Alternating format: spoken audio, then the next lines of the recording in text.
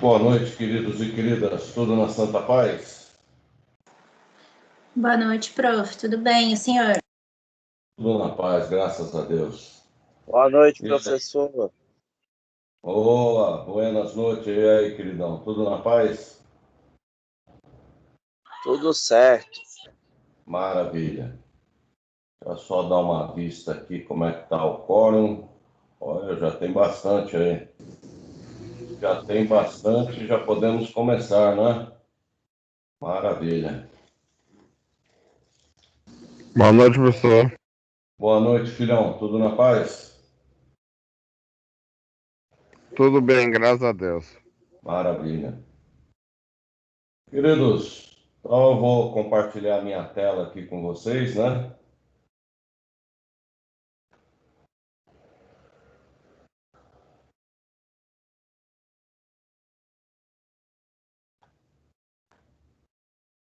Na aula passada, nós terminamos a aula, né?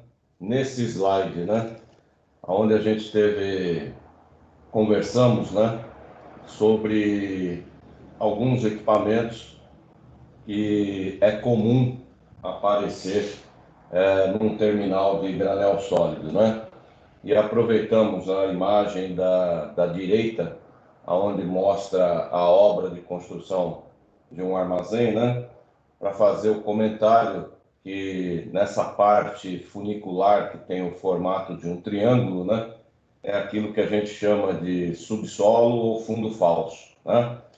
Local onde são instalados principalmente as correias transportadoras que fazem as movimentações internas no terminal, né? E aí fechamos a aula da semana passada. Então, nós vamos continuar dando uma pincelada aí em umas imagens, fazendo alguns comentários nelas. Depois eu vou abrir um PowerPoint específico de um trabalho de um ex-aluno sobre o TGG. E aí a gente observa aquilo que a gente vem discutindo. A próxima imagem aqui é para a gente começar a vislumbrar alguns tipos de moega que a gente pode encontrar, né? Não só no subsolo, mas também de forma no piso, né? Essa daqui são pequenas moedas que estão alimentando uma correia transportadora. Aqui a gente já viu essa imagem, né? Então, revendo ela aí, é a construção, para a gente observar o formato funicular dela. Para deixar bem claro, né, o funil, e ao centro dele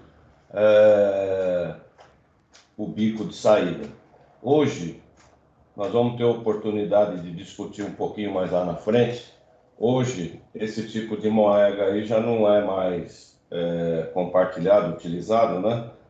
Hoje a engenharia ela chegou numa relação econômica melhor quando ela constrói moedas com uma rampa só, em vez de quatro, uma rampa. E aí se economiza nos materiais e torna o produto final mais barato.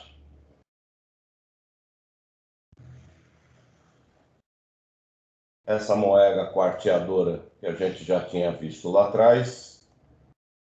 Essa moeda, além de direcionar o fluxo, ela também está prestando outro serviço, né? Então, vocês estão vendo ali a concha do grabe, o produto está sendo retirado de um navio e sendo descarregado diretamente em caminhões que vão se posicionando na faixa de cais, né? E se eu não tivesse essa moeda aí, poderia ocorrer com o impacto da carga, né, na abertura do grave, carregando a carroceria do caminhão, o impacto da carga poderia ocasionar um acidente até relativamente grave, né, que vai desde o estouro das molas da suspensão do caminhão até mesmo a explosão de pneu. O pior dos acidentes é a explosão do pneu, né? Lembrando que um pneu, ele em sua constituição, ele tem cintas de aço, né? Para dar resistência e longevidade ao material rodante.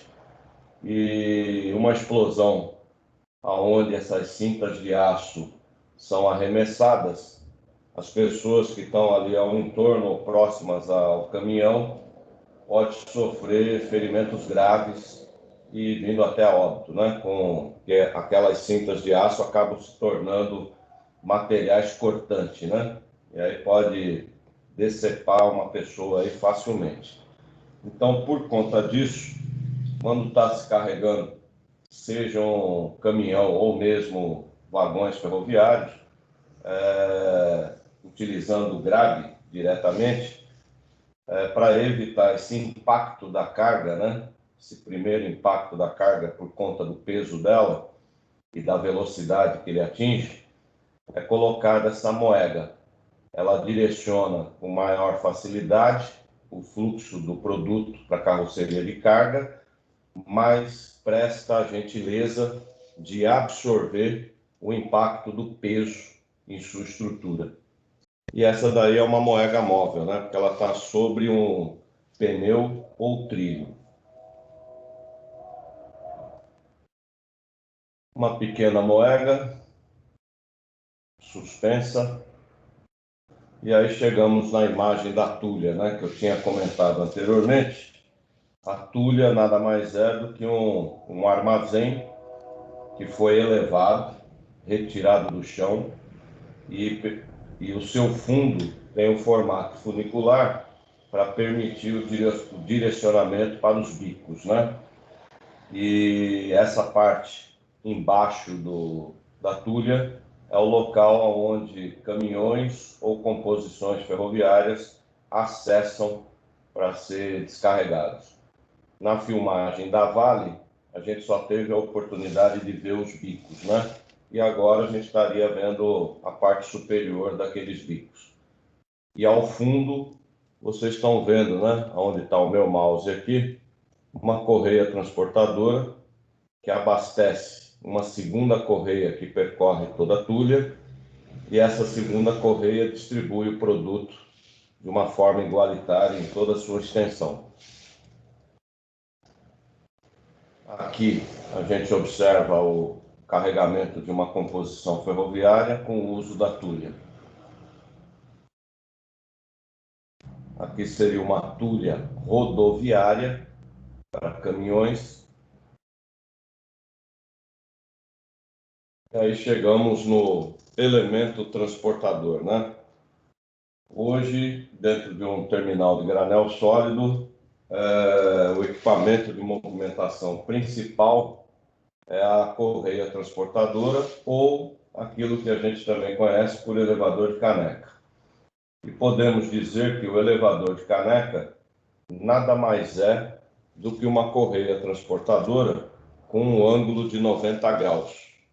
Então, depois nós vamos observar uma imagem e aí vocês vão perceber que o ângulo é 90 graus e na própria correia é instalado as canecas ou caçambas para pegar o produto, né? E aqui nessa imagem a gente observa que é uma correia transportadora de grande porte. Ela tem uma extensão, uma largura, né, de borracha entre 1,5 a 2 metros, que permite formar uma bolsa, né, porque os roletes estão inclinados, e aí permite formar uma bolsa de acúmulo de material de grande volume. Ao mesmo tempo que a gente vê materiais pesados, a gente também vê produtos frágeis sendo movimentados por correia transportadora. Esse aqui é uma correia transportadora que, além de movimentar, ela também forma pequenos volumes, né? Volumes já conhecidos para facilitar, no final da movimentação aí do produto, a embalagem dele, né? Então, vocês observam que cada espaço onde eu tenho o produto frágil, eu tenho aqui onde está o meu mouse percorrendo, uma pequena rampa, que é onde, dos dois lados, na verdade, tem essa pequena rampa, onde inicialmente o material ele rola, né, para dentro do espaço e volume conhecido. Esse tipo de correia é para evitar a compactação e aí, por conta da compactação, o esmagamento das frutas que estão por baixo, né? Então, ela permite aí trabalhar com materiais, produtos frágeis e manter a característica e a qualidade do produto. E, ao final, ela abastece uma linha de embalagem automaticamente. Essa daqui é voltada, a gente vê bastante o uso dela com frutas do tipo laranja, melão, abacaxi, melão, melancia, entre outros frutos, né? O Brasil, ali na região do Vale do São Francisco, né, Nordeste, tem um polo de produção de frutas in natura. E lá as cooperativas e trading operam com bastante correias desse modelo aí, para exportação. Aqui nós estamos vendo uma correia transportando um produto bruto, né? Pedras. Isso aí é uma imagem, muito provavelmente, de uma mina, onde depois de uma explosão é recolhido os detritos da explosão e aí direcionado para britagem, né? Que é dar um tamanho. E aí o equipamento que está fazendo o transporte desse material pesado e de grande volume, a correia transportadora.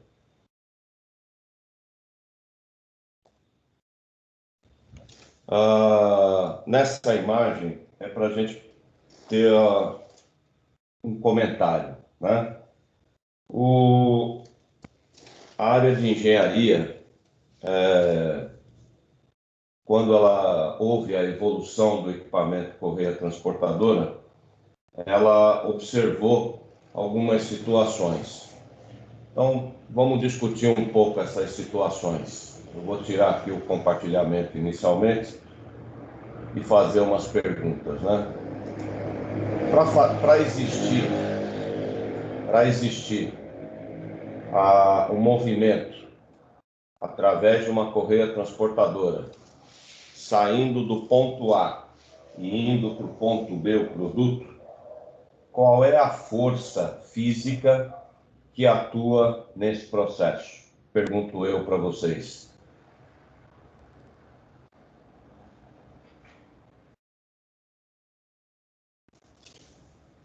Qual é a força física?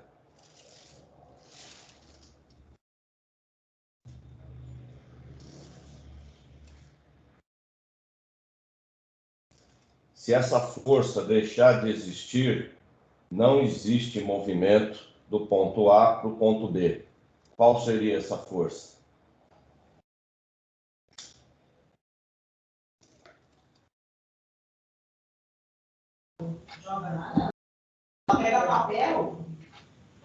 Gravidade, professor? Não, não é a força da gravidade. Não é a força da gravidade. A força da gravidade, ela está Atrito, atuando... professor? Atrito, exatamente. Então, agora, nos permite fazer o comentário do seguinte. Uma correia transportadora, em especial, para existir o movimento dela, primeiro, logo de cara, tem que existir o atrito da borracha com os dois rolos que nós vamos ver mais lá na frente, são chamados de rolo de tração e tambor de retorno, tambor de tração, tambor de retorno, e também atrito com os diversos roletes que estão em sua extensão, certo? Esse é o primeiro atrito. Aí cai o produto em cima da borracha.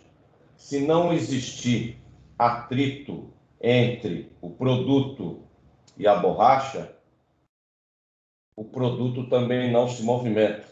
Significa que ele vai ficar transbordando no ponto A.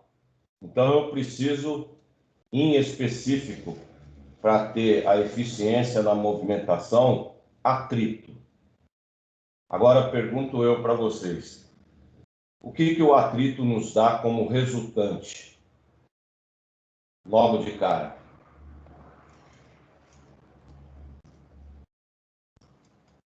O que o atrito causa como resultante dentro de um processo?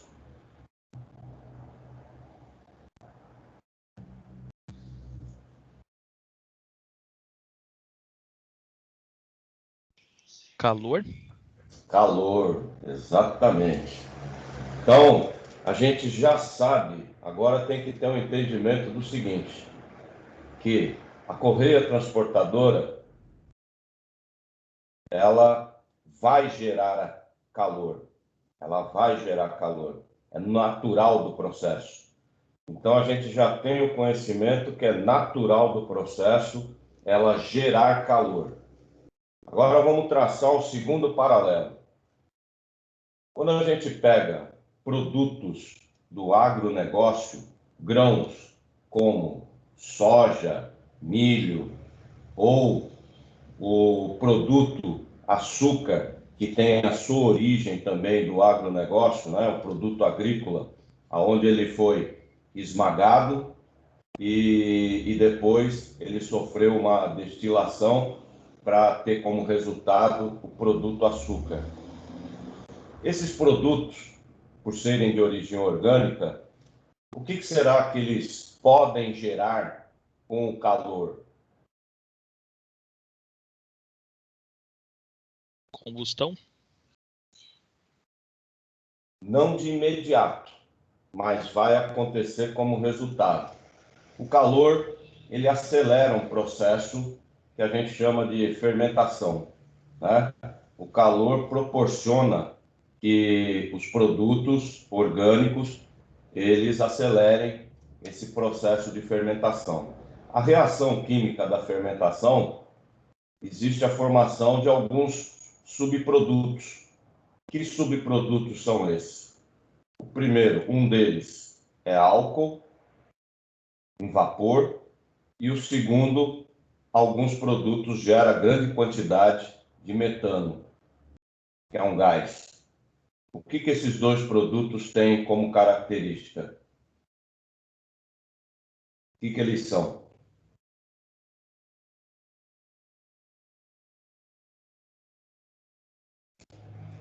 Tanto o álcool quanto o produto metano, o que eles são? Inflamáveis, né? Inflamáveis, exatamente. Então, quando a gente trabalha num terminal de granel sólido, apesar de se tratar um produto orgânico, lá um grão de milho ou um grão de soja, por exemplo, ou mesmo o açúcar, a gente tem que ter em mente que o risco de provocar um acidente ele é razoável para elevado por conta desse processo. A gente já sabe que a correia transportadora ela gera calor e que esse calor, se ele não for controlado, ele pode acelerar o processo de fermentação do produto e aí nos causar um grande transtorno. Haja vista o acidente da Copersucar, né? No corredor do açúcar, eu só não me recordo o ano. Acho que foi, não me recordo se é 2014 ou 2015, mas é algo em torno disso, né? Alguém lembra aí do ano que foi o acidente? É mais ou menos, acho que em torno disso. 2014. Só teve 2013, teve em 2014 no TAG, teve em 2015. Olha, tá 3 vendo? anos seguidos. 3 anos seguidos. E por que assim, vamos analisar cruamente nesse momento? Nós não estamos no acidente, então nós não podemos fazer uma análise profunda. Vamos fazer uma análise crua. O que poderia, né, que poderia ter acelerado o processo de geração de calor e fermentação nesses 3 acidentes? O que vocês acham de forma assim meio crua? O que poderia ter contribuído? Foi geração de. Foi por causa do atrito aí no desalinhamento dos elevadores, professor. O do TEG, o que dizem que foi um curto-circuito na luminária. Teve um deles. Mas foi desalinhamento nos elevadores. Desalinhamento da correia na carcaça do elevador. O que pode provocar um desalinhamento? Vamos ver se vocês me ajudam aí. O que pode provocar um desalinhamento? O calor gerado, vocês concordam?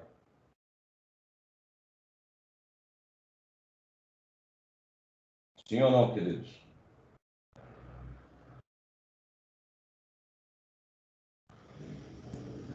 É que o calor gerado pelo desnivelamento aí das polias motrizes e movidas, né, professor? Exato. Todo calor, ele provoca dilatações em diversos equipamentos que estão associados à operação do equipamento.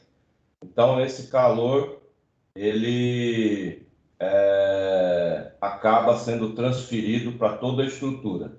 E aí provoca uma série de desalinhamentos e aí vem o acidente.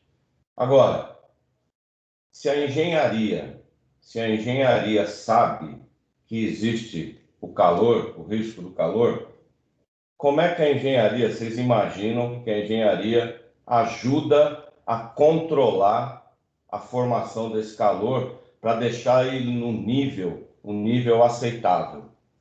Como é que será que a engenharia ela chegou num equilíbrio para poder trabalhar com o equipamento ligado 24 horas e produzindo, movimentando? O que será que a engenharia ela propõe? Talvez um sistema de refrigeração, professor? Não seria a colocação de um sistema. É com relação à forma como eu vou operar esse equipamento.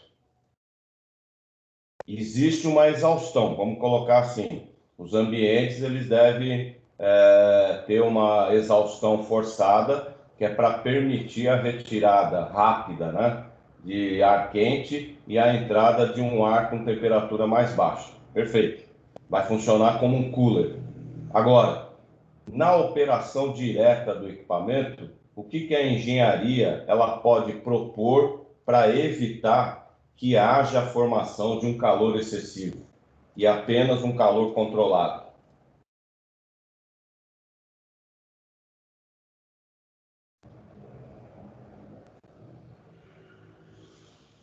Vamos pensar assim, eu dirigindo um carro,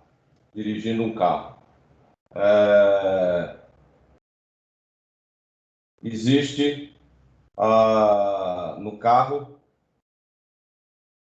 quando você está com o carro parado, ponto morto, o que acontece com a temperatura do carro?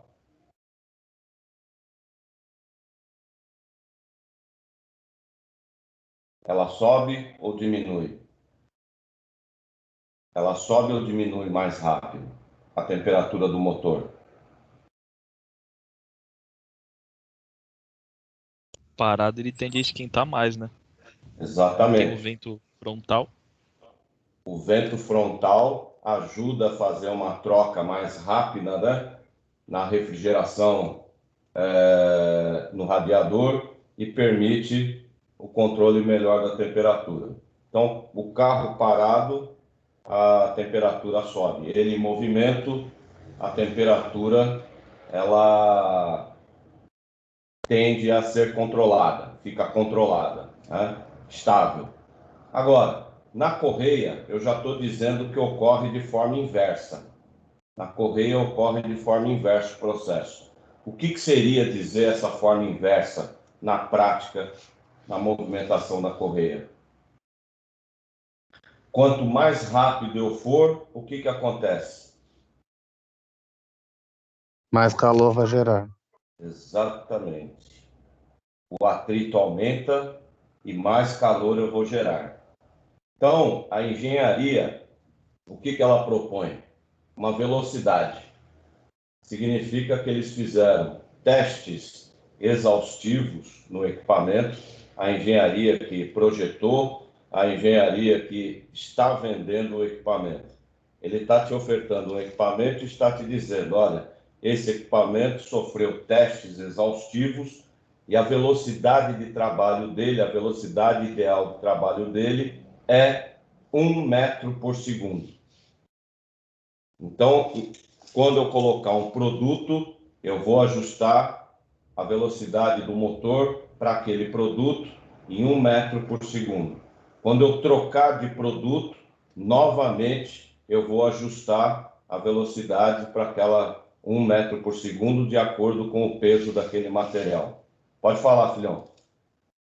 Professor, para as correias transportadoras, né, só para o pessoal ter um pouco de noção aí, eu fui até de um comitê aí da BNT sobre correias transportadoras, né?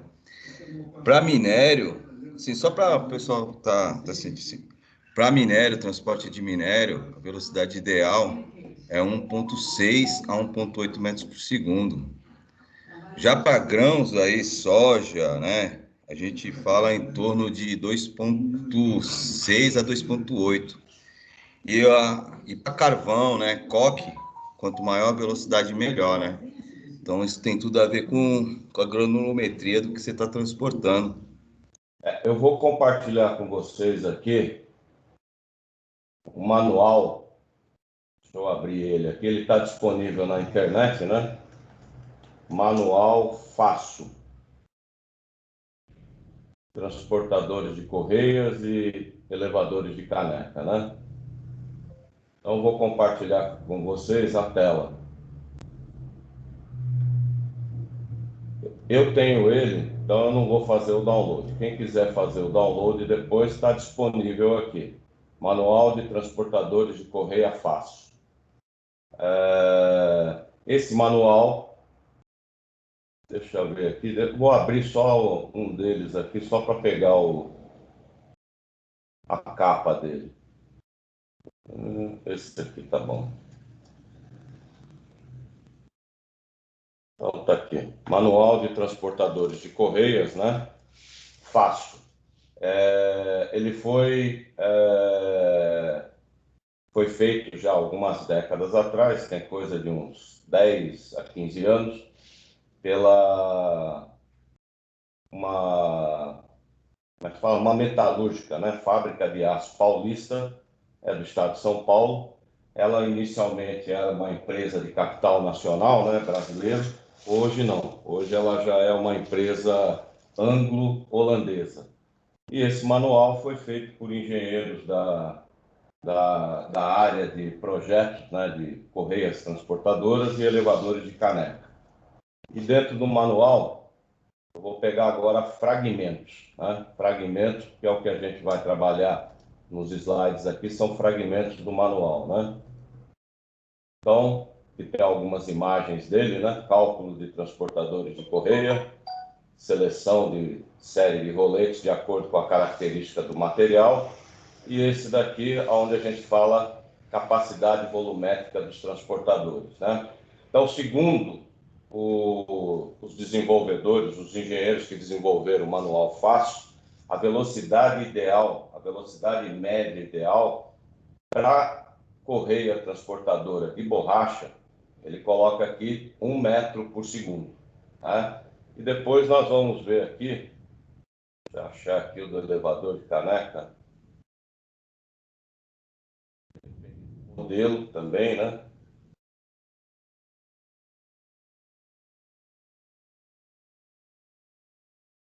Então tá aqui, ó, elevador de caneca, né?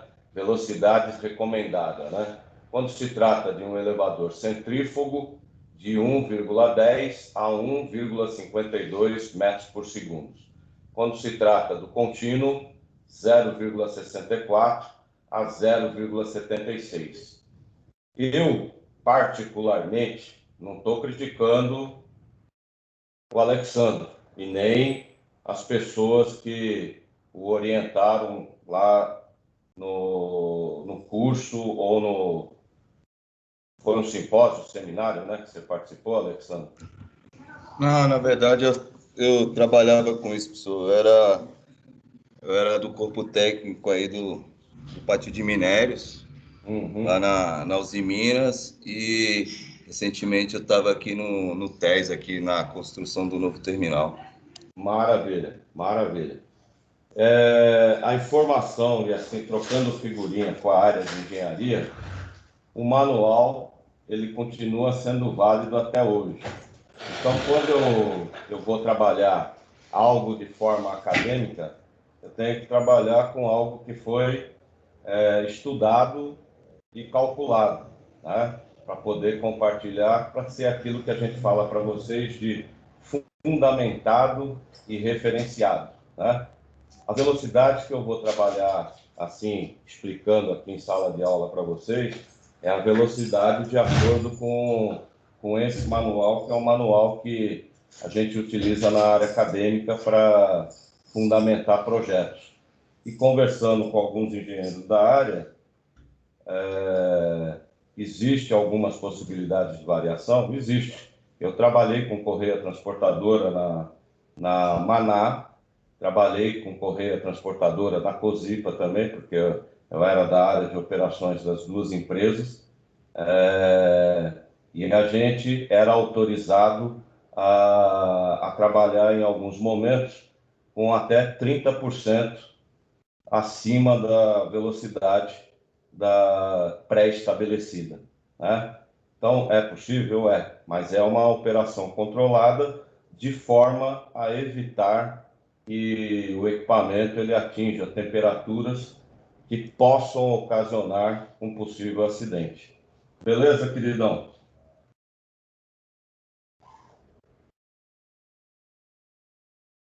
Alô?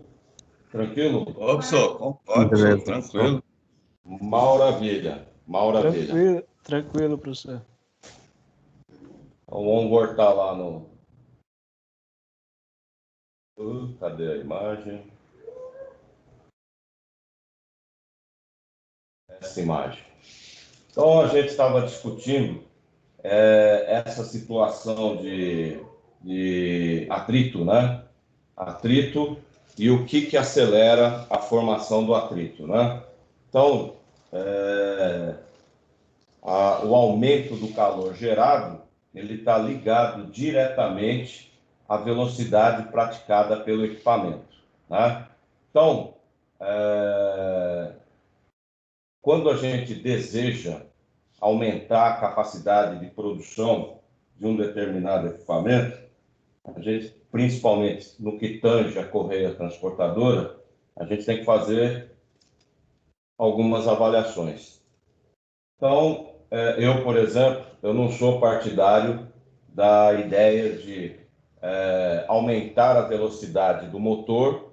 Aumentando a velocidade do motor, eu aumento a quantidade de produto movimentado, e aí eu teria um aumento de capacidade no final. O risco do aumento de temperatura, ele é proporcional ao aumento dessa velocidade. E o risco de acontecer um acidente, ele sobe consideravelmente. Uma coisa eu posso compartilhar com vocês, no caso do corredor do açúcar, né? O meu tio, ele é de São Paulo, ele trabalha como inspetor de risco e ele presta serviço para algumas seguradoras, né? Qual é o trabalho dele? O inspetor de risco é analisar o estrago, né? Depois do acidente ocorrido, ele vai fazer lá aquilo que chamam de operação de rescaldo e identificar os prováveis causadores, né? E foi identificado lá no corredor do açúcar, né? E o ato que eles cometeram lá foi de tirar as proteções do equipamento. Na hora que tira a proteção, o que a gente quer dizer é desligar determinadas chaves que permitiriam um desligamento de emergência do equipamento caso ocorresse um transtorno. E aí o equipamento ele acabou atingindo altas temperaturas e provocou o início do incêndio no próprio melado do açúcar que estava na borracha e a própria borracha, que é também um material combustível. E aí houve o estrago lá, né? Moral da história: a empresa não recebeu um centavo da seguradora porque ela cometeu aquilo que a gente chama de ato inseguro, né? O ato inseguro, ele retira o seu direito ao prêmio, né? Ao prêmio do seguro, caso ocorra um sinistro. E eles perderam, naquela época, milhões e milhões de dólares perdidos em equipamentos. Então, eu, particularmente, se vou propor um projeto, o projeto seria: se eu quero aumentar a capacidade, eu vou analisar o material, analisar fazendo testes, a temperatura atingida. Só para vocês terem uma ideia, o milho com algo em torno de 60 graus, ele já atinge o ponto de fulgor. O que é o ponto de fulgor? É o início dele fermentando. Então, o milho é um dos produtos mais perigosos relacionados a material orgânico de serem movimentados e armazenados. Eles têm que ser mantidos com grande ventilação para evitar justamente o aumento de temperatura dentro do grão. A soja é menos problemática, e entre outros produtos, tá? Lembrando que, eu não me recordo agora se foi 2014 ou 2015, porque foi tudo na mesma época. A época do acidente na Copersucar foi o acidente no Paraná, um silo que explodiu, um silo de milho que explodiu. E não explodiu, ele, assim, era um pessoal de manutenção que estava fazendo manutenção de uma forma relativamente distante da parede metálica do silo. Mas a radiação do calor provocada pelo maçarico acabou esquentando a parede do silo e, por contato, né, existe a transferência. Dependendo do tempo que você fica com aquele calor exposto, foi o suficiente para acionar a reação no milho e houve a explosão. Essa explosão aí causou a morte de várias pessoas que estavam ao entorno, inclusive o pessoal que estava trabalhando na manutenção, mas principalmente o estrago nas residências no raio de 200 metros da explosão, né? Houve um espalhar de uma massa, né? Porque depois que há a explosão, o produto ele derrete, parece uma larva, não é uma calda caramelizada. E esse produto se espalhou para todo um raio de 200 metros, para as residências ao entorno ali onde estava instalado a empresa. E causou um estrago violento para a população, intoxicação, né? Porque existe o emanar de CO2 e CO. Então foi um estrago violento por conta de vamos colocar assim, entre aspas, uma pequena bobagem, né? Com relação a não conhecer efetivamente o risco do produto que está armazenado. Porque, com certeza, se aqueles funcionários tivessem um conhecimento do que pode acontecer e tivessem um controle de temperatura externa da parede do silo, não teria sido ocasionado o acidente. Então, por conta dessas características, quando eu proponho um projeto de aumento de capacidade, analisando toda essa situação, fica como está aqui na imagem. Vocês estão observando aqui que existem duas correias transportadoras trabalhando em paralelo, onde vocês observam que elas não são iguais na sua essência, significa que uma foi construída depois, mas ela foi construída depois para proporcionar o aumento de movimentação dessa empresa, né? Então, eles optaram em fazer o investimento da criação de uma segunda correia transportadora ao lado da primeira, para permitir o efetivo aumento da capacidade do terminal.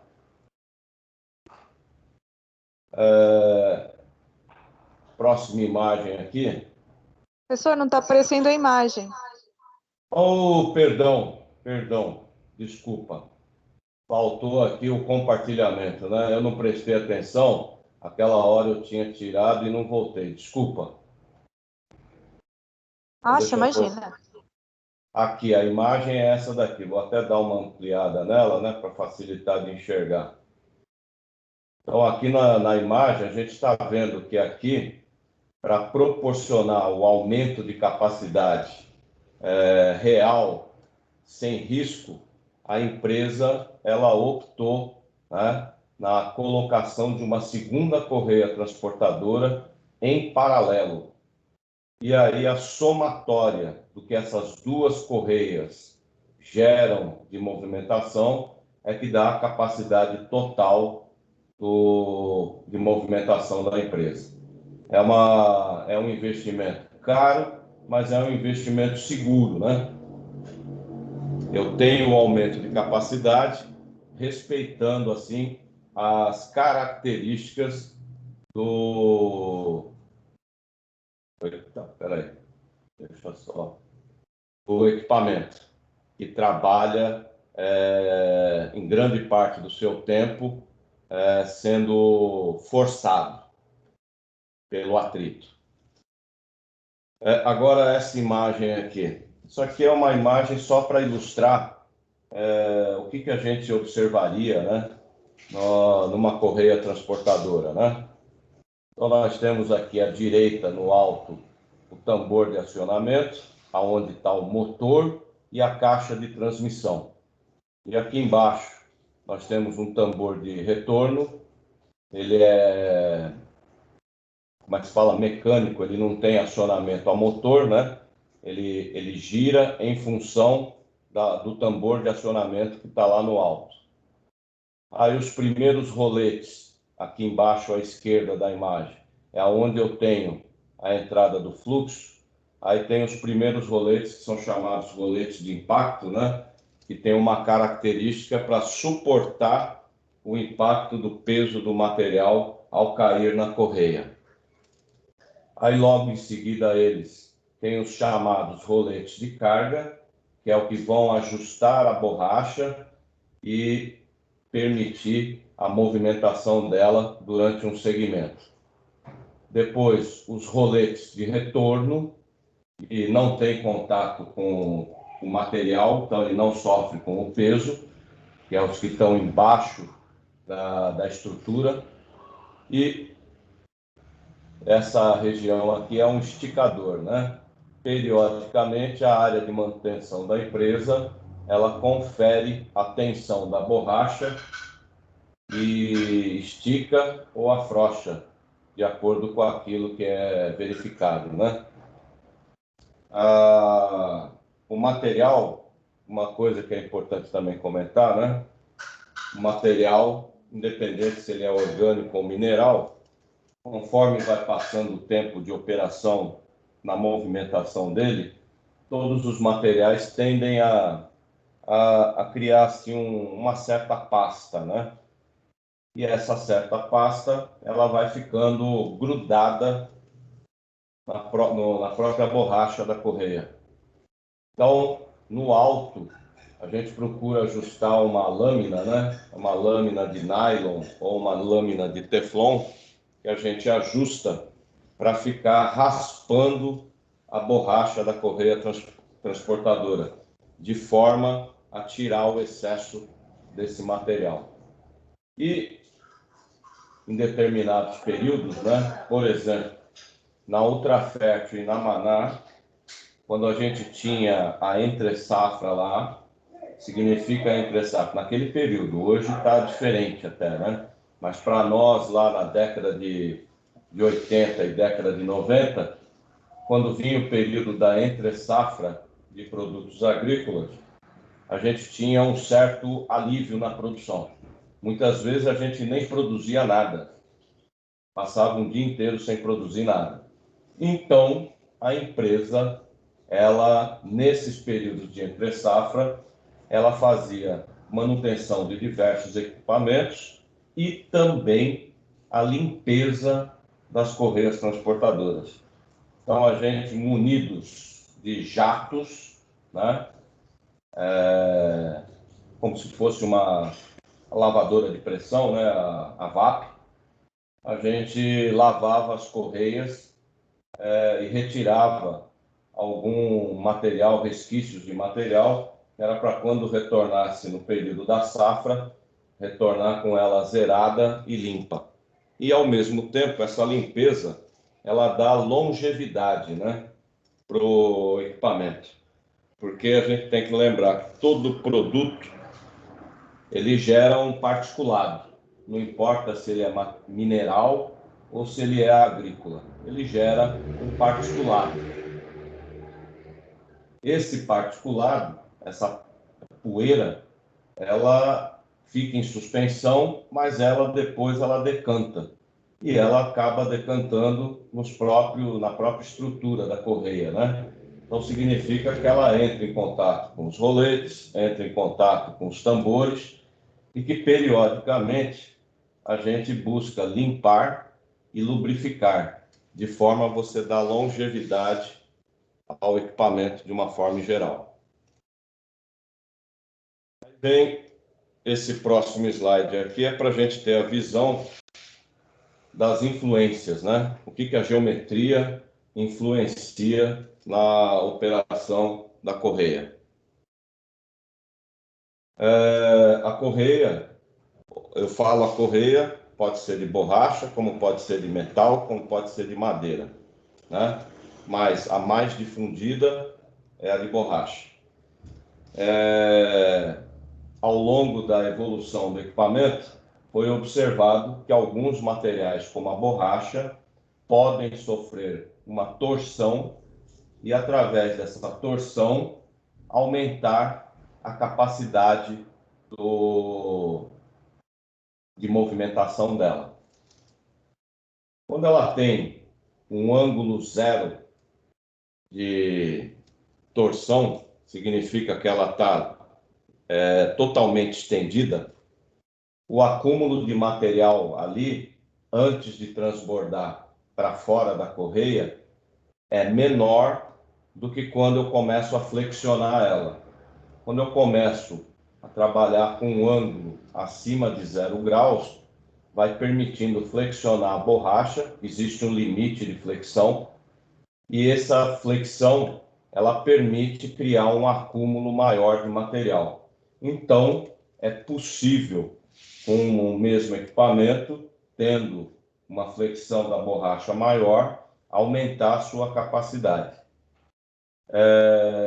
O que sempre é orientado? E quando é feito o projeto, você já dê o limite de torção máximo para flexão da borracha, para permitir que você tenha já instalado a possibilidade de utilizar ela a plena carga.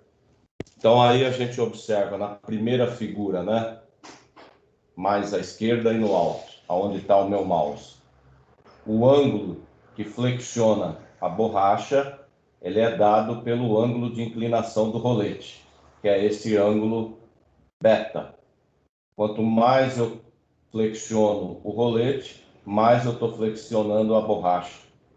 E aí vai permitir um acúmulo maior de material na bolsa que vai se formar. E isso significa que esse ângulo de acúmulo, que é chamado ângulo alfa, ele tende a aumentar conforme essa flexão. Na imagem de baixo, mais à direita e na inferior, nós estamos vendo o ângulo da rampa, né? Que é o ângulo que determina a eficiência de movimentação do equipamento. Significa que é ele que vai dar como resultado a capacidade real de movimentação. Se esse ângulo diminui, existe um aumento de capacidade. Se esse ângulo ele aumenta, existe uma redução da capacidade da correia transportadora. Tranquilo até aqui, queridos? De boa? Tranquilo. Professor, Oi? existe também as correias tubulares, né? O Tiplan, aí na... Inclusive, a gente vê essas daí com largo uso em aeroporto, que elas, inclusive, parecem elas se movimentam lateralmente, né? Você pode mexer com ela em toda extensão. E aí existe a agilidade na movimentação, no caso do aeroporto, das malas, né? É bem ágil. No Tiplan, em Cubatão, lá tem. E aí eles permitem, né, da Moega até lá os armazéns, transportar mesmo que tenha chuva, né? Esteja chovendo, não vai aí permite ter a problemas, rolagem. né? Entendi. Beleza. Essa próxima imagem aqui é uma imagem que foi extraída lá do manual, né?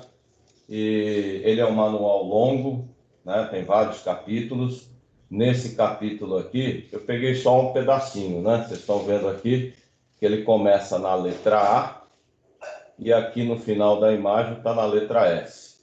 Mas eu tenho todo o alfabeto, né? Vai até o final do alfabeto de materiais que são possíveis de serem movimentados através de correia transportadora, né? O que esses estudiosos da área eles fizeram?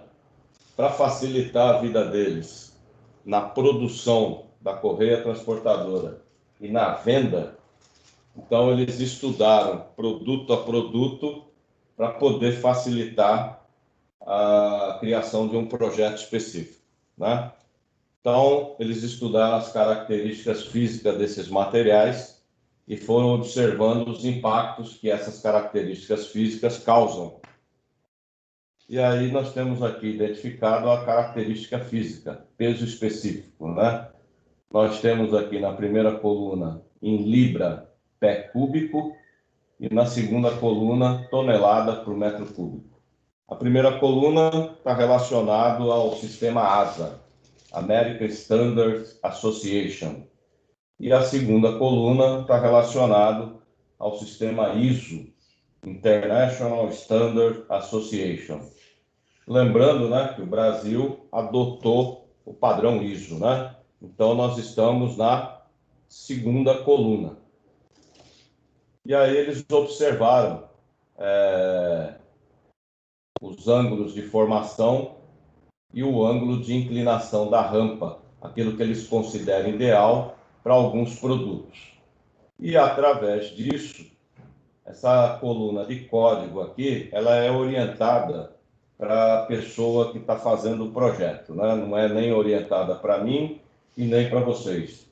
Então, essa coluna código, ela orienta o cara que está fazendo o projeto a uma característica de materiais envolvendo a infraestrutura da construção da correia. Eu peguei um pedacinho e deixei destacado aqui soja integral. Por quê? O exercício exemplo que a gente vai fazer lá na frente, nós vamos trabalhar com esse produto aqui, soja integral. Já sabemos, então, que o peso específico dela varia entre 0,7 e 0,8 toneladas por metro cúbico. Nessa segunda imagem, só relembrando, né? A partir desse código, quem estiver lendo o material vai perceber que vai sendo direcionado. Aí tem um outro capítulo que relaciona os materiais da correia transportadora e o tipo de uso que o produto ele vai suportar para poder chegar a uma característica de construção da infraestrutura da correia. Então, eu destaquei aqui 2 pedacinhos, 2 imagens. Selecionando lá a primeira, pensando no produto soja. O produto soja, ele é um cereal. Então, ele está também encaixado aqui, ó, sal, açúcar, adubos e cereais. E aí, quando eu olho a característica, eu vou olhar a característica que me interessa, é a largura da correia. Ele está dizendo que a largura da correia, para essa infraestrutura, é interessante trabalhar de 16 polegadas a 36 polegadas. Então, é uma orientação. Então, o manual, ele dá a primeira orientação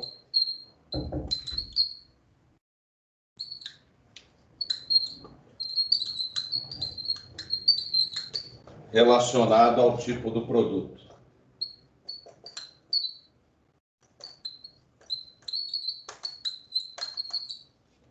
Aí, nessa primeira orientação, ele destacou que pode-se usar um equipamento aonde a borracha venha a ter 16 a 32 polegadas de. Eu vou tirar o compartilhamento, eu estou no quadro, né? E no compartilhamento vocês não estão vendo o quadro. Então, espera só um pouquinho. Então, agora estou no quadro branco aqui. 16 a 32 polegadas. Então, eu vou pegar aqui, a polegada, ela dá algo em torno de 2,54 centímetros. Então, pegando o valor de 32 polegadas... Professor, Oi? eu não sei quanto aos outros, mas eu não estou enxergando a parte de cima do quadro. Então, peraí, vamos ajustar a minha câmera aqui. Aê. Não, mais um pouquinho. Melhorou? Aí entrou. Aí? Beleza. Maravilha. Então, 2,54 vezes 32 está me dando um valor de 81,28 centímetros, ou 0,8128 metros de largura da borracha. Então, largura. Se eu for pegar aqui uma régua,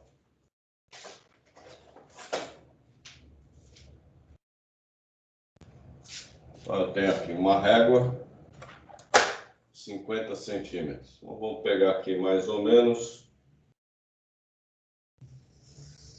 50.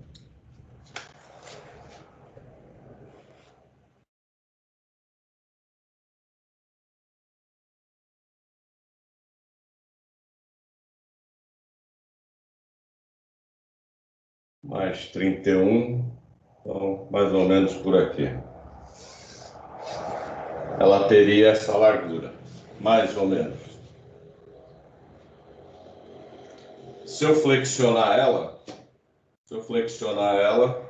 ela vai formar uma bolsa mais ou menos com essa característica aqui. Flexionando a borracha, né? Levando ela com os roletes, forçando ela a se dobrar. E forma já uma bolsa razoável. Tá? Agora, num segundo momento, continuando a observar o manual, a própria área de desenvolvimento da engenharia, ele fala lá, olha, tem uma segunda orientação.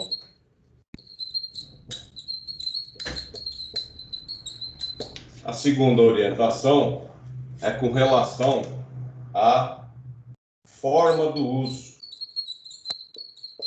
Forma do uso. Se é intensivo ou não.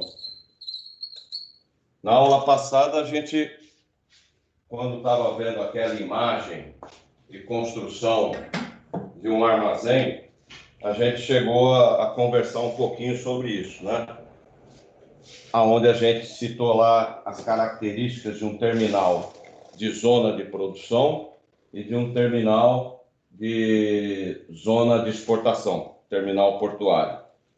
E aí nós chegamos a uma conclusão, que o terminal de zona de produção e o portuário, eles trabalham de forma diferente, né? O terminal de zona de produção, ele trabalha formando lote. Demora para ele formar um grande lote de carga. E o trabalho executado num terminal portuário, já existe o lote e ele tem que movimentar de uma forma rápida esse lote para tornar o processo lucrativo. Então, aí nessa discussão que a gente teve lá atrás, a gente entendeu que o uso intensivo, ele se dá dentro de um terminal portuário. E por conta desse uso intensivo, o equipamento, ele sofre mais. Ele vai ser mais utilizado. E sendo uma correia transportadora em específico, significa que, além dela ficar 24 horas em operação, praticamente, o volume que ela vai movimentar, que vai se exigir que ela movimente, vai ser muito maior do que o volume da correia transportadora de um terminal de zona de produção. E por conta disso, agora eu vou voltar a compartilhar aqui a tela com vocês. A própria área de engenharia, ela ilustra aqui na segunda imagem a característica com relação ao uso intensivo, né? Então, nós temos aqui um pedacinho da imagem que foi retirada do manual, onde ela destaca a mineração em instalações portuárias de grande porte. Significa que o uso vai ser intensivo daquele equipamento. E aí já muda a resposta para o equipamento. E aí, a largura da borracha, nessa segunda orientação, ela salta do intervalo de 16 a 36 para o intervalo de 60 polegadas a 84 polegadas. E aí, pegando aqui o intervalo 84 polegadas e multiplicando por 2,54,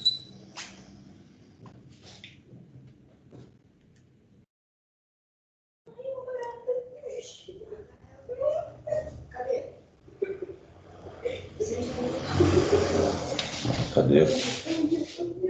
Ah, tá aqui. Tá procurando a calculadora. 84 vezes 2,54. Nós vamos ter uma largura de 213,36 centímetros ou 2,1336 metros. Mais que o dobro da relação anterior. E os 2,13 aí é mais largo do que o meu quadro. O meu quadro, ele é de... Deixa eu só tirar a dúvida aqui. Meu quadro acho que é de 1,5 m. Não chega nem a 1,5 m. Meu quadro é 1,25 m. Eu achava que chegava a 1,5 m. 1,25 m. 1,25 m é quase 2 quadros desses daqui. Quase. Não chega a 2 quadros desses.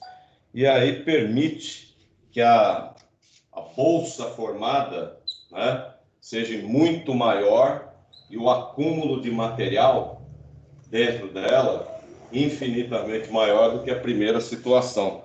Vocês vão observar como resultante, né, quando a gente vê a resultante da formação da bolsa, eu destaquei aqui nessa imagem, a borracha de 36 e a borracha de 72 polegadas. Eu destaquei porque 72 polegadas é o dobro de 36 polegadas, né? E aí a gente observa lá embaixo que quando eu estou trabalhando com a flexão dos roletes no limite, que é o ângulo beta de 45 graus, para obter o máximo de acúmulo de material, quando eu vejo uma correia com 36 polegadas trabalhando na velocidade de 1 metro por segundo, a gente tem como resultado de capacidade ela com o ângulo lambda igual a 0, 401 metros cúbicos por hora. E duplicando, né, dobrando a largura da borracha, dá 4 vezes mais como resultado de capacidade. Então não é linear, é uma parábola, né? A flexão e a mexida no ângulo, ela cria uma parábola como resultante para o volume movimentado. E aí fica aquela questão, quando a gente está trabalhando no terminal portuário, sabendo que é de uso intensivo, não é o ideal utilizar equipamentos que têm características que fogem daquela que o fabricante recomenda. É para você poder ter o produto movimentado na quantidade que você deseja, que é um grande volume, e ao mesmo tempo ter a longevidade da infraestrutura do equipamento. É um equipamento caro, a infraestrutura, ele é caríssimo para ser instalado, e a manutenção dele é relativamente custosa, porque frequentemente você tem que substituir roletes e muitas vezes caixa de transmissão e motores. Então, por conta disso, o ideal é que em ambientes portuários se trabalhe com equipamentos de grande porte, que proporcionem grandes volumes de movimentação sem forçá-lo.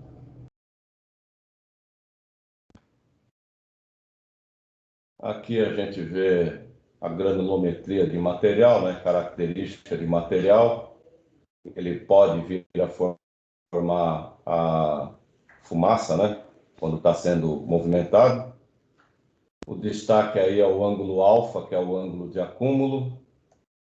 Aqui nós já vimos, né, com relação a peso específico e o ângulo de inclinação recomendado para trabalhar com material.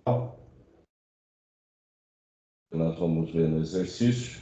Aqui é a parábola que se forma em função da inclinação da correia. Aqui é a visão, né, do elevador de caneca, né? Esse aí é de borracha. As canecas estão presas na borracha. Esse aqui é de corrente e as canecas estão presas na corrente. Aqui é a visão da área interna do elevador, né? Onde a gente vê o local de entrada do produto lá embaixo e o local de saída lá no alto. A visão do elevador centrífugo e o elevador contínuo.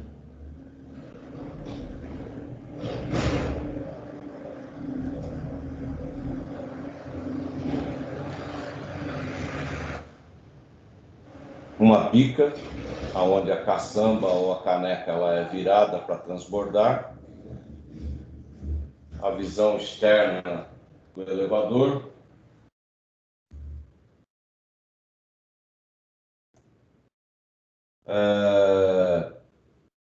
Aqui é em função do produto, qual seria o tipo de elevador, né? Então eu destaquei a soja, né, o grão, aí seria o tipo centrífugo de correia, se fosse utilizar um elevador de caneca.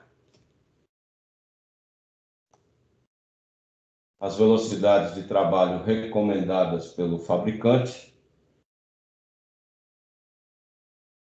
para o elevador.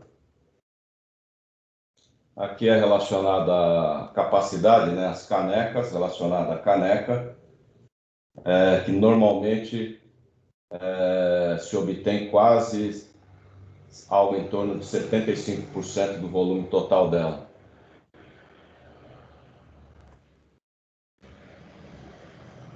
Aqui tem uma tabelinha de capacidade de modelos de elevadores. E aí chegamos no nosso exercício, né? Mas antes de ir para o exercício, nós vamos para o TGG. Né? Lembrando, né? Esse material ele foi feito por um aluno e pelo menos até um tempo atrás, algo em torno de não tem um ano a última vez que eu falei com ele, o nome dele é Bispo, Antônio Bispo. E eu acho que ele ainda está lá, acho que ainda não se aposentou e nem saiu, acredito que ainda esteja lá. Mas algo em torno de 2013 e 2014, né, ele apresentou esse trabalho para a gente lá na Faculdade do Guarujá. Então eu vou compartilhar algumas imagens que eu acho interessantes relacionadas ao TGG, né? Então nessa imagem aí a gente tem a visão dos dois armazéns e tem uma prévia, né, da correia aqui ao centro dos dois armazéns, é a subida da correia que vai alimentar os dois. E aqui lateralmente começa a alimentação dos shiploaders. Aqui tem a região que é onde está localizada as outras correias subterrâneas e moegas, né, a junção para poder abastecer os armazéns. Característica dos armazéns, internamente, né, 216 metros por 55 de largura e altura de trabalho 7,45 metros.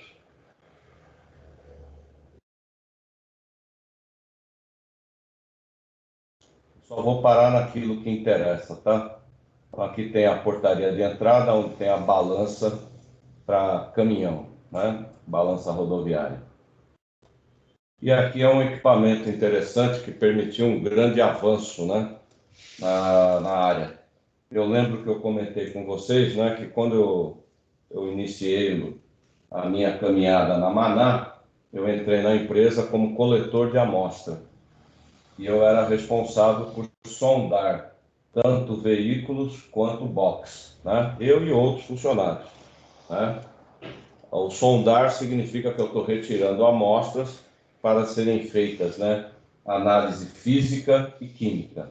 Eu, como coletor de amostra, fazia análise física e depois eu preparava, moendo a amostra e levava para o laboratório para fazer análise de concentração. No caso de um terminal de movimentação granel sólido, soja,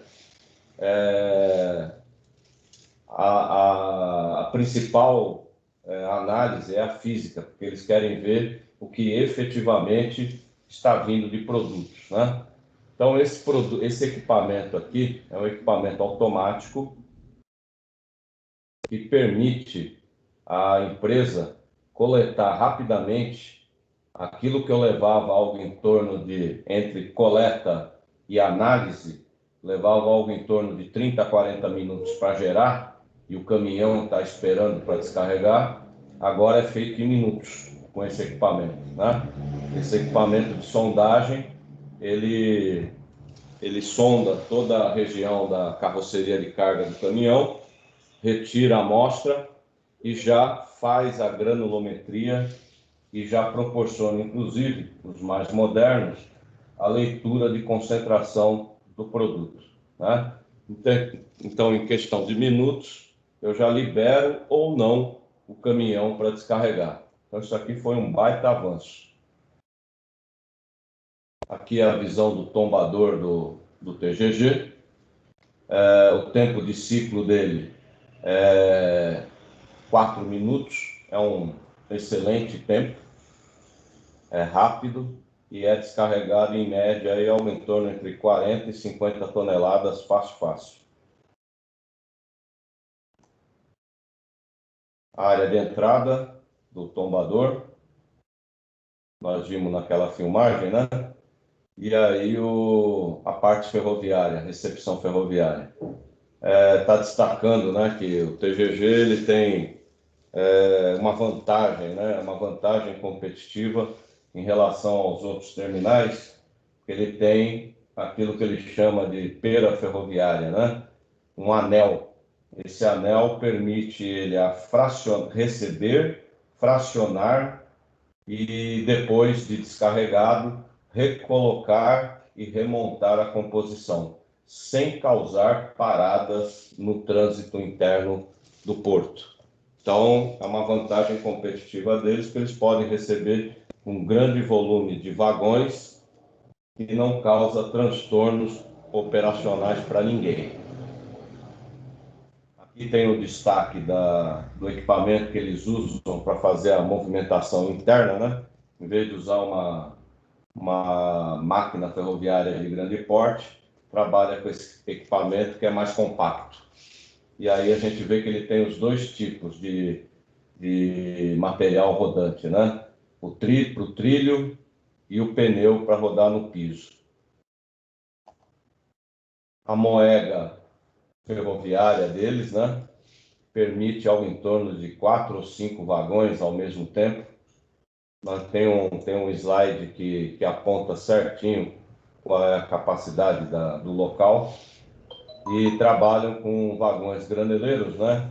E na sua parte inferior tem uma tremonha que permite bascular, abrir ela, né? E descarregar por gravidade.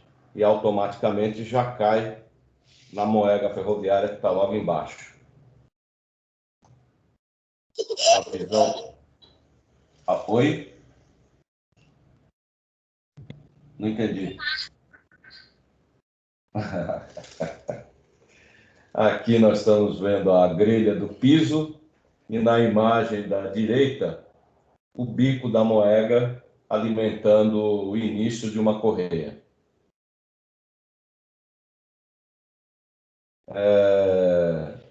As correias, né? Aí começa a mostrar a distribuição delas, subterrâneas. Essa imagem aqui, vou dar um destaque aqui. A correia, ela, como a gente falou, né? Ela pode sofrer o desalinhamento. O desalinhamento ocasionado por aquecimento, desalinhamento ocasionado porque um rolete travou ou um conjunto de roletes travaram, desalinhamento porque ela está frouxa, não está tensionada. Então, existem equipamentos, né? Nós estamos vendo aqui na imagem ao alto, à esquerda, né? 2 equipamentos que estão próximos à borracha, passando em contato com a borracha, de forma a permitir que o painel de controle remoto do terminal ele venha a ser avisado de um desalinhamento da correia, um problema com a correia, e antes que o problema seja efetivamente um estrago, tomar decisões, né? Decisões de parar, limpar ou ajustar, ou até trocar roletes, né? Então, esses sensores aqui, eles possibilitam tomar decisões com antecedência ao estrago. Esse outro aqui, o separador eletromagnético, segundo o próprio bispo, né, nesses últimos anos, basicamente eles não tiveram mais problema. Então, ele entre aspas, vamos colocar assim, se tornou um pouquinho obsoleto. Mas, no início das operações do TGG, muitos clientes do TGG, além de mandar o grão, produto do agronegócio, misturava junto entulho principalmente em entulho metálico. O objetivo era peso, ganhar dinheiro nas costas de alguém. Isso causou um grande transtorno no comércio internacional brasileiro, porque o destino, quem comprou o produto, né, na hora que fazia a descarga do produto lá, verificava que junto com o grão tinha ido um monte de entulho metálico.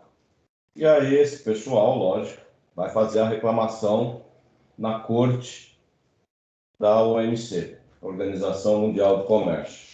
E o Brasil foi penalizado, né? E uma das coisas que tinha que acontecer era quem foi o causador dessa adulteração. O terminal, ele alegava, não fui eu só recebi o produto, movimentei e carreguei o navio. Eu não fiz isso. E ficou aquele jogo de empurra entre produtor, trading e o terminal. Como não se chegou efetivamente, o governo brasileiro ele obrigou que essas empresas começassem a fiscalizar e a certificar. E uma das formas que o TGG encontrou é, no ato da recepção, verificar se tem ou não algum entulho misturado no grão. E isso aí foi muito utilizado naquele período. E no alto a gente vê, né, que o TGG ele tem algo em torno aí de quase 10 quilômetros de correia, né? 9.402 metros de correias espalhadas em seu subsolo e na elevação dele. Aqui a balança de fluxo, né? Na linha de carregamento de navio, a gente tem, antes de chegar lá no pier, né? O pier está aqui, nessa região. Antes de chegar, tem essa torre. Dentro dessa torre, tem esse equipamento aqui, chamado balança de fluxo. Ela presta duas funções. A primeira função é um pulmão da área de carregamento. Significa que ele permite que o carregamento fique constante no ship loader. E a segunda é permitir a operação, né, do terminal, saber em períodos quanto que efetivamente já foi carregado no navio, para iniciar e interromper as operações, né? Porém, vírgula, para efeito de exportação e remuneração do processo de exportação, os valores obtidos na balança de fluxo não entram, né? Significa que vai ser contratado uma pessoa para dar um certificado, que é o certificado de arqueação, né? E através do certificado de arqueação, essa pessoa ela calcula o antes e o depois e em todos os segmentos do navio, ele retira, faz amostragens, né, de peso e densidade e peso específico. E através disso, ao final do processo, por diferença, ele determina o que foi efetivamente carregado dentro do porão do navio. E aí ele emite um certificado de arqueação, e esse certificado de arqueação ele vai junto com a documentação da exportação. Aqui é a sala de controle, né? Então, é a operação remota dos equipamentos, a sala de operação e a visão do processo. A área interna do terminal, carregando o armazém através dos bicos das diversas correias que lá se encontram. A visão do carregamento no pier, né? Aí a gente observa o bico, né? Que é um bico direcionador e ele é articulado, se movimenta para permitir o preenchimento melhor do porão.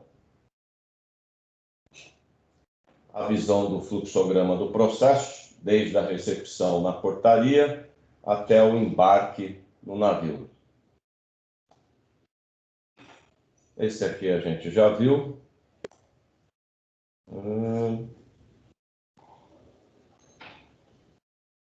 Aqui é a prestação de serviço. Essa aqui é interessante, falando sobre a recepção ferroviária. Ele tem 2 moegas ferroviárias que juntas permitem a descarga de até 6 vagões simultaneamente. Uma capacidade de operação para até 3.500 toneladas por hora. É um baita de um volume. Cada armazém tem capacidade para 118.000 toneladas, capacidade estática. Características do pier, 276 metros, 2 linhas de expedição, que dá um total de 3.000 toneladas por hora. Eles trabalham geralmente com... Eles têm 4 bicos lá, né? Quando a gente olha lá na imagem do pier, né? A gente observa 4 torres. 1, 2, 3 e 4. E aí, simultaneamente, eles trabalham com 2, geralmente. Uma na popa e uma na proa. E vão invertendo.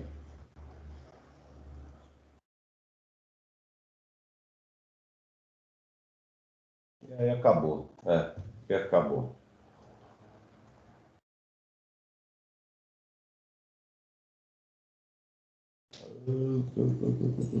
Aqui, aqui está um exemplo, né, de um carregamento, uma documentação de carregamento, onde está mostrando o que foi carregado em cada porão e os resultados que foi dado pelo arqueador.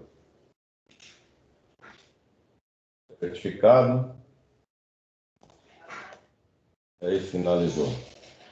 Aí voltando para o outro PowerPoint, né? Semana que vem nós vamos iniciar esse exercício aqui, né? É um exercício bem simples para a gente poder enxergar as etapas, né?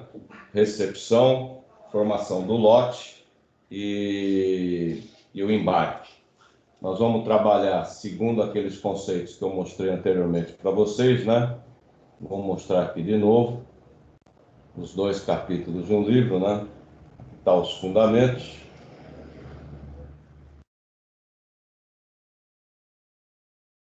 Então, nós vamos utilizar os conceitos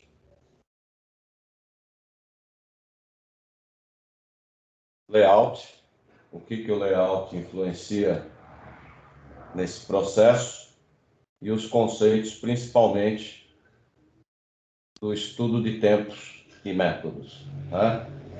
Esse estudo de tempos aí, relembrando, né? Esse estudo de tempos foi preconizado por Taylor no século XIX e é válido até hoje. Nós estamos no século XXI e os conceitos fundamentais que o Taylor deixou para a administração da produção são válidos até hoje, né? E nós vamos aplicar esses conceitos do estudo de tempos e layout nesse exercício exemplo bem simples de um terminal de granel sólido. Beleza, queridos? Tudo tranquilo? Beleza, professor. Tranquilo. Maravilha. Tranquilo. Maravilha. Queridos, o ponto que eu queria chegar com vocês era justamente dentro do exercício, né? Então, eu vou fazer uma leitura prévia dele para a gente ver a simplicidade dele, né? Uma empresa pretende movimentar 25.000 toneladas por dia de granel sólido. O granel que a gente vai movimentar, eu já destaquei lá numa imagem lá atrás, vai ser a soja, né? Peso específico, nós vamos trabalhar com 0,8 toneladas por metro cúbico. E aí, 25 mil toneladas por dia de granel sólido de embarques em navio graneleiro. Um navio por dia. Toda a carga direcionada virá para o terminal via modal rodoviário. O que nós vamos ver em termos de lógica e o cálculozinho, que é bem simples, por sinal, é aplicado da mesma forma para a composição ferroviária. A única ideia aqui, que falei, eu não vou misturar as estações, que é para não causar pânico. Então, toda a carga direcionada para o terminal virá via modal rodoviário, em caminhões do tipo bitrem, carregado em média com 60 toneladas. Para evitar gargalo nas rodovias de acesso ao terminal e em seu entorno, os veículos deverão ter a sua triagem inicial em bolsão de estacionamento localizado nas rodovias de acesso. E após isto, direcionado ao terminal de acordo com a capacidade de atendimento do gate de entrada. E já na portaria, a triagem já pré-começada terminaria gastando um tempo médio de 5 minutos por veículo. Nota, o navio não vai ficar parado no pier aguardando a formação da carga. Então, antecipadamente, a gente vai começar a formar esse lote. E aqui a previsão é formar esse lote com antecedência aí de 24 horas. E o objetivo é fazer o caminhão elemento transportador e não armazém.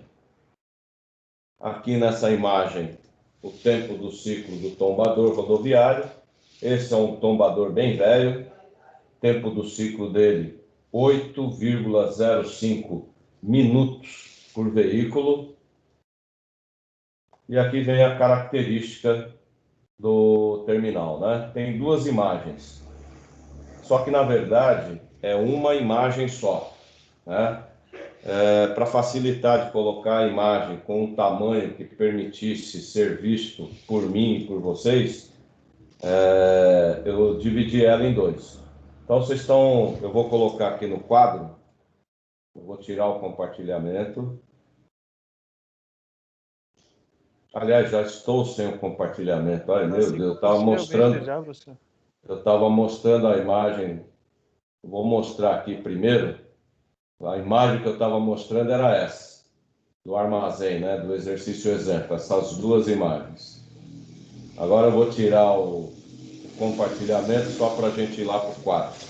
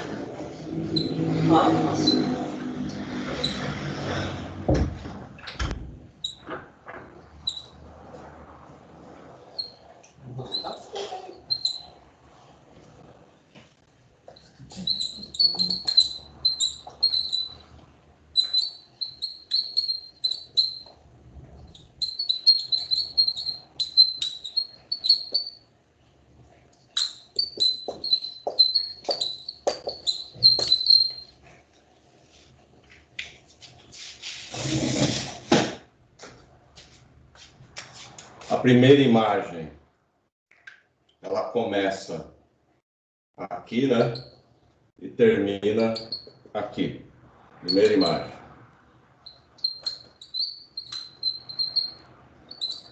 Nessa primeira imagem, ela me permite enxergar a recepção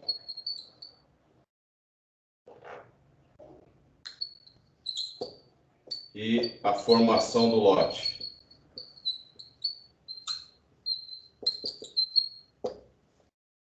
E aí vem a segunda imagem. A segunda imagem, ela começa aqui e termina aqui.